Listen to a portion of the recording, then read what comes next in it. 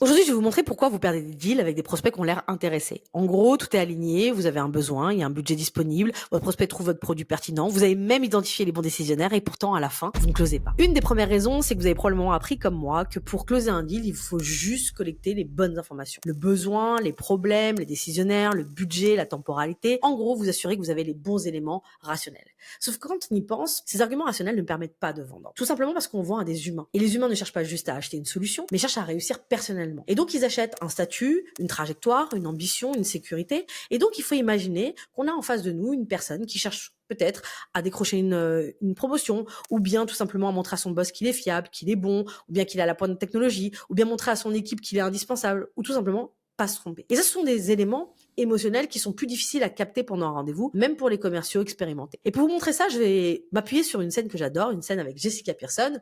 Je suis une grosse fan de Jessica. Si vous ne la connaissez pas, allez tout de suite regarder la série Suits. C'est une des meilleures séries pour tous ceux qui veulent level up en closing. Et si vous la connaissez, vous savez déjà qu'elle closerait n'importe qui, les yeux fermés, avec beaucoup de classe. Dans cette vidéo, on va décortiquer une scène bien précise et je vais vous montrer ce qu'elle fait et ce que probablement vous ne faites pas encore.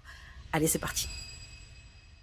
Ok, pour vous donner un peu de contexte, on est dans l'épisode 4, saison 4 de Suits. On a Jessica Pearson, qui est la boss d'un cabinet d'avocats très réputé à New York. Et là, elle va à la rencontre d'un de ses clients, qui est William Sutter, qui est un homme d'affaires influent dans le secteur des investissements. Ce client-là, dans la série, il a été poursuivi pour délit d'initié, était dans des magouilles. Et c'est Harvey Specter, la grosse star du cabinet, qui l'a défendu. Sauf que pendant la quête, Harvey a aussi été visé par une procédure du procureur. Et il risquait aussi des sanctions, et ça pouvait faire tout capoter. Du coup, William a posé une condition et lui a dit, OK, si t'es mis hors de cause, je te confie toutes les activités de mon business. La bonne nouvelle, c'est que Harvey a fini par être blanchi, sauf que William, lui, il estime que le deal s'arrête là, que c'était un accord qui était temporaire, juste limité au moment de la défense de son dossier. Sauf que Jessica Pearson, elle l'entend pas comme ça, elle n'entend pas perdre son client et elle veut qu'il tienne parole et surtout qu'il confie l'ensemble des activités de son business au cabinet comme prévu. Et vous allez voir, elle va pas forcément s'appuyer sur des arguments juridiques ou des arguments techniques, elle va faire autre chose, elle va faire appel à autre chose, l'émotionnel.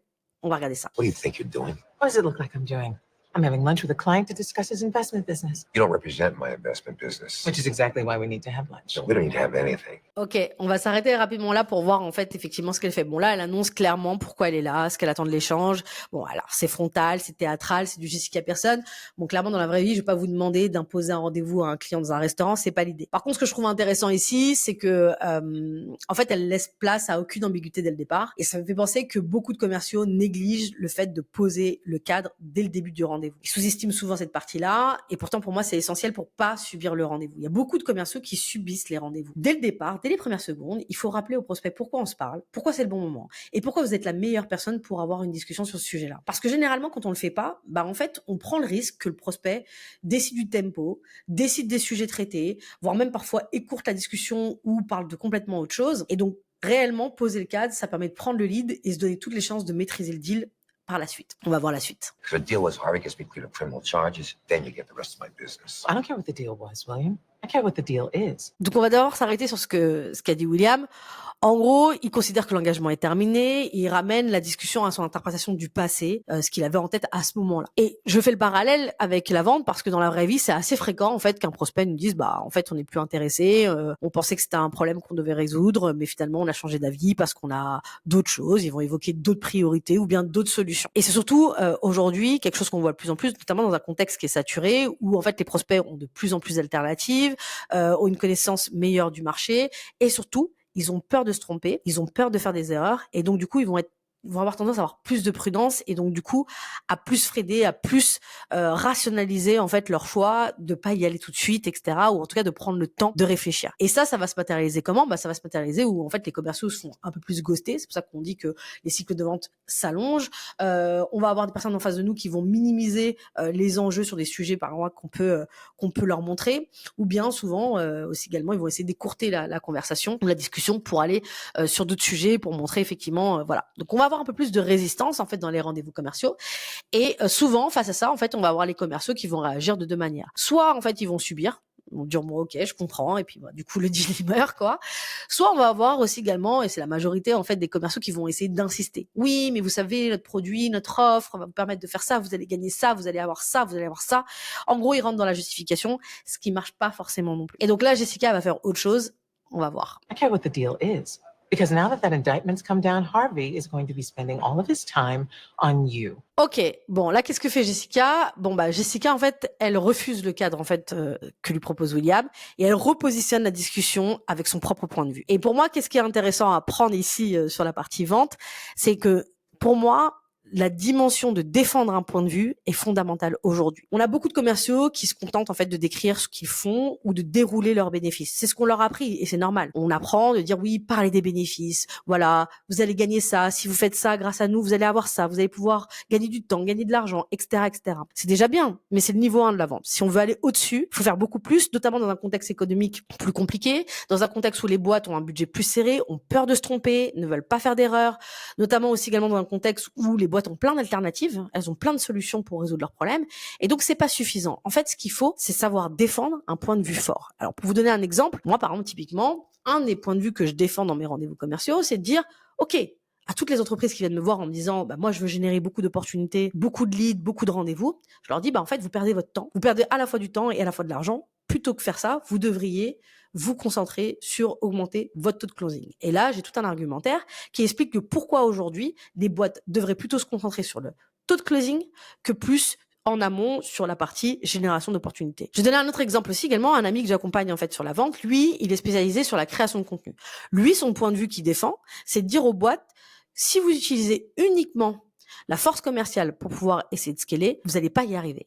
Tout simplement parce que il s'appuie sur des données qui montrent que quand on utilise uniquement les commerciaux, et ben du coup, à un moment donné, on a un plafond et on a surtout en fait une activité en dents de scie, alors que les boîtes qui utilisent la force commerciale plus la création de contenu, en fait, réussissent à déplacer un plafond vert.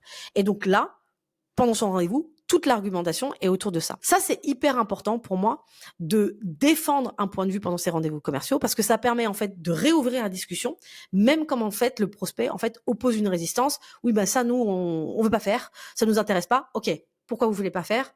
Eh ben vous faites une grosse erreur. Et je vous explique pourquoi. Et donc là, on défend notre point de vue. Évidemment, le prospect n'est pas obligé d'être d'accord avec notre point de vue, mais au moins, c'est une bonne manière, en fait, de réouvrir la discussion et pas de la fermer quand on voit une résistance.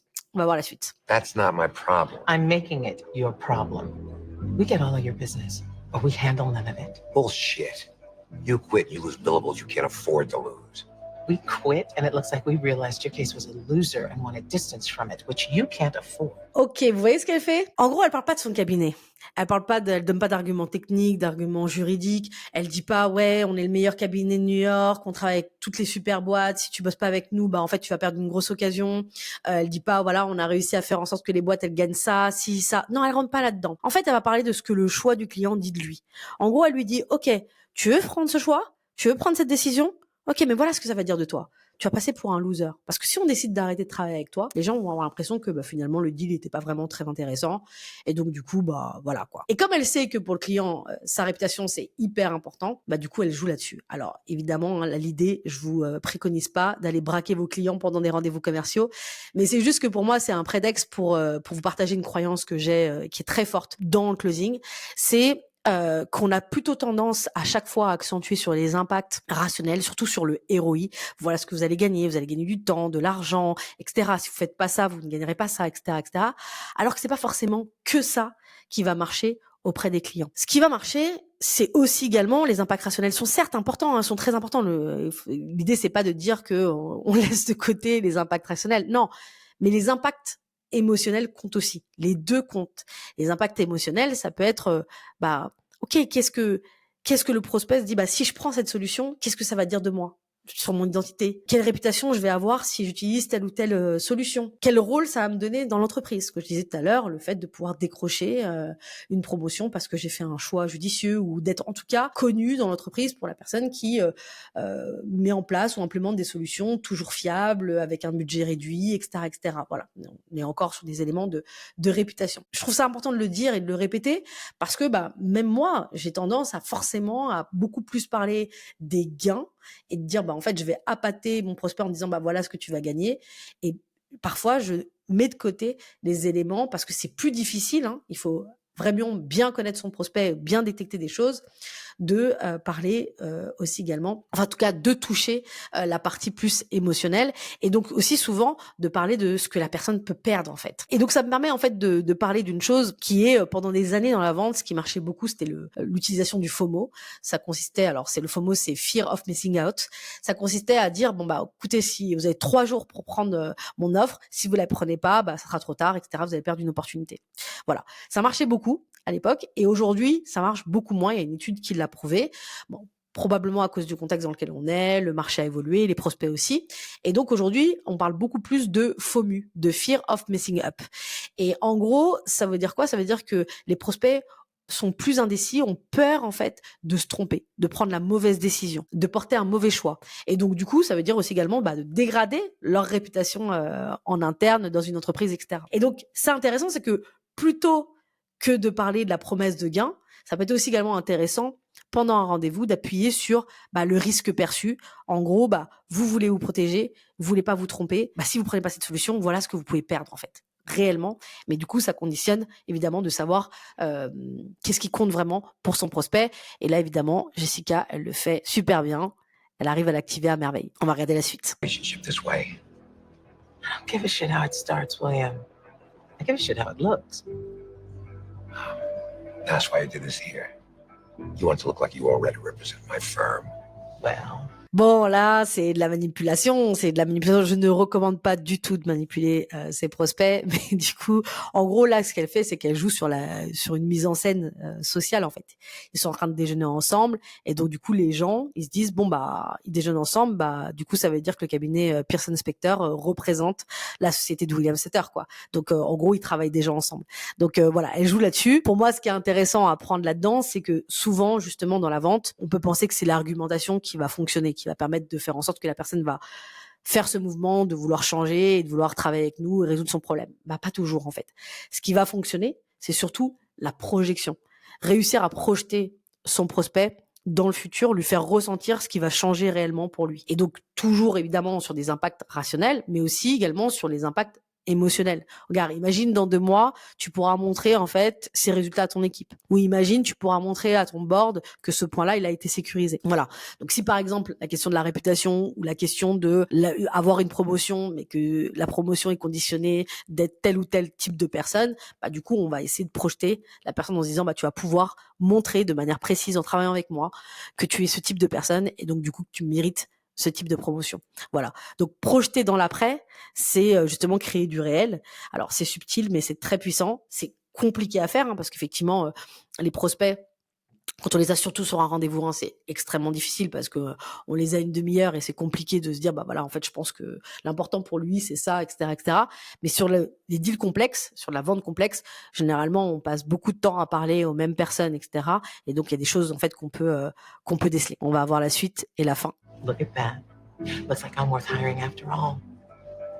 So are we actually going to talk business or am I just going to bill you for the pleasure of my company? Bon, ça c'est une manière de faire du closing un peu sale. Mais bon, en gros, ce qui est intéressant sur cette fin de cette scène, c'est qu'on voit qu'elle garde le lead. Elle pousse le closing jusqu'au bout, elle lâche pas en fait. Du coup, là en fait, on est sur quelque chose de émotionnel. Lui, il se dit en fait là c'est bon, là tout le monde pense qu'on travaille ensemble, donc je vais être obligé de travailler avec eux parce que pour moi ma réputation c'est hyper important. Et donc du coup pour le parallèle en fait sur la partie vente, ce que j'ai envie de dire c'est qu'il y a beaucoup de commerciaux qui posent bien le cadre, qui font de bonnes recos, qui lancent les bons messages, sauf que à la fin ils relâchent. Ils laissent, ils attendent, ils veulent pas brusquer en fait la personne. Alors attention, on fait pas tout comme Jessica Pearson, mais à la fin c'est bien en fait de dire voilà en fait aujourd'hui il y a ça qui est important, il y a tel impact que je peux avoir à la fois rationnel et personnel pour la personne. En fait, je pousse les bonnes next steps, je pousse l'autre personne à s'engager.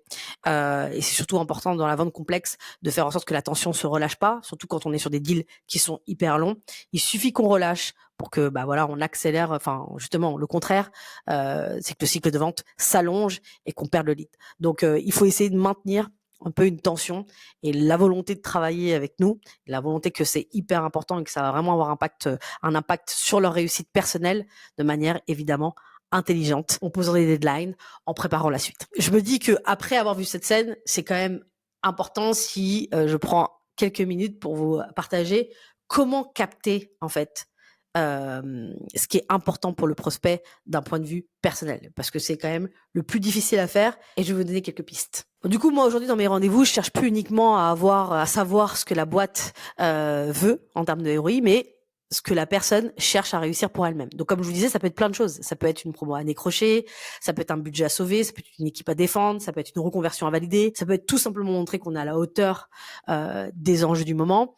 Et donc comme je vous disais, c'est des choses qui sont pas dites explicitement et qu'il faut sentir. Et donc du coup, moi, les outils que je vais utiliser pour détecter ça, je vais en avoir au moins 3. Le premier, c'est déjà de poser des questions ouvertes, orientées sur la personne. Donc, par exemple, pourquoi ce sujet est important pour vous aujourd'hui?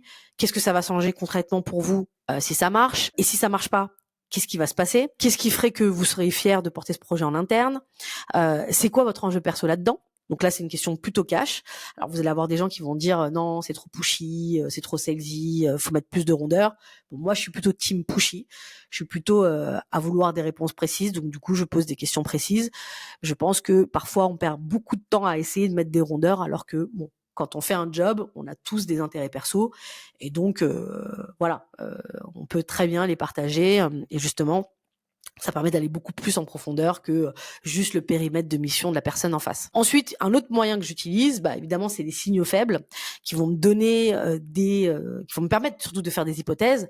Déjà, si la personne insiste sur un sujet précis. Ça peut être aussi également si la personne me parle de pression en interne. Oui, en ce moment, on nous met pas mal la pression sur ce sujet. On doit essayer de trouver une solution. Voilà. Là, je sais qu'en fait, il y a un enjeu, en tout cas pour la personne, à réussir, à montrer qu'elle peut réussir ce genre de challenge. Il y a aussi également quand une personne va mentionner quelqu'un à convaincre, on peut se dire qu'il y a peut-être un enjeu de prouver pour une promotion ou en tout cas de sauver sa réputation, par exemple. Un autre moyen, et je pense que c'est un des meilleurs, c'est tout ce qui va se passer de manière en direct, c'est-à-dire de voir la personne en réel. Donc, par exemple, un café, un déjeuner. Je pense qu'effectivement, c'est perdu, notamment après le Covid, de voir les gens physiquement pour les rendez-vous commerciaux, mais il y a rien de plus puissant que ça, parce qu'effectivement il y a des choses qu'on se dit dans le cadre d'un déjeuner, dans le cadre d'un café, qu'on ne dira pas en fait sur une visio, et ça nous permet d'en savoir beaucoup plus sur ce qu'a envie de faire la personne, c'est quoi ses ambitions, c'est quoi ce qu'elle cherche à réussir dans son job, à côté, etc. Donc ça, c'est quelque chose que je préconise beaucoup, c'est essayer de faire la différence en allant rencontrer au maximum, si c'est possible, ses prospects. Voilà. Ça peut être aussi également des partenaires. Si vous avez une stratégie plutôt partenariale, vos partenaires en savent beaucoup plus que vous sur vos prospects. Et donc, ne pas hésiter à poser des questions aux partenaires. Bon, voilà, tu m'as mis en relation avec telle personne. Est-ce que tu peux m'en dire plus sur elle? C'est quoi ses enjeux aujourd'hui perso du moment? C'est quoi ses difficultés, etc., etc. Généralement, vos partenaires en savent beaucoup plus sur vos prospects que ce que vous pourrez savoir en fait sur une simple visio. Donc, voilà ce que je peux vous partager en termes de comment capter ce que les personnes cherchent à réussir. Ok, du coup, on s'est appuyé sur une scène avec Jessica Pearson qui pour moi est une masterclass. Alors, pas pour la reproduire à la lettre, hein. On peut pas jouer Jessica Pearson avec nos prospects, on risque de pas gagner grand chose, mais par contre je trouve que c'est intéressant pour ce que ça nous apprend.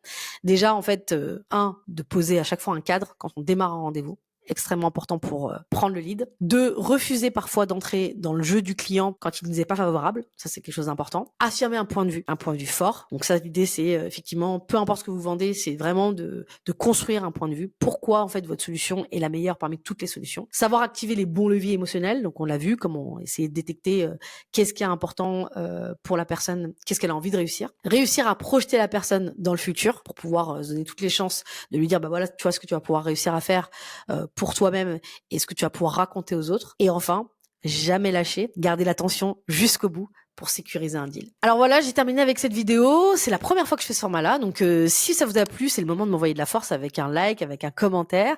J'ai identifié d'autres extraits de d'autres séries de films que vous connaissez probablement pour parler de vente. Donc si ça vous a plu, abonnez-vous à la chaîne. Vous pouvez aussi également partager cette vidéo si le propos était pertinent et si vous pensez que ça peut aider quelqu'un à augmenter ses conversions. Donc voilà, je vous dis à bientôt pour une prochaine vidéo. Ciao! Merci d'avoir regardé la vidéo jusqu'au bout. Si ça t'a plu, tu peux mettre un like, ça me fait toujours plaisir. Abonne-toi pour ne pas manquer les prochaines vidéos. Si tu veux plus de stratégies de vente, j'en partage dans ma newsletter, tu trouveras le lien dans le premier commentaire. Et si tu as un peu de temps, je t'ai choisi 2 nouvelles vidéos. Ciao, à bientôt.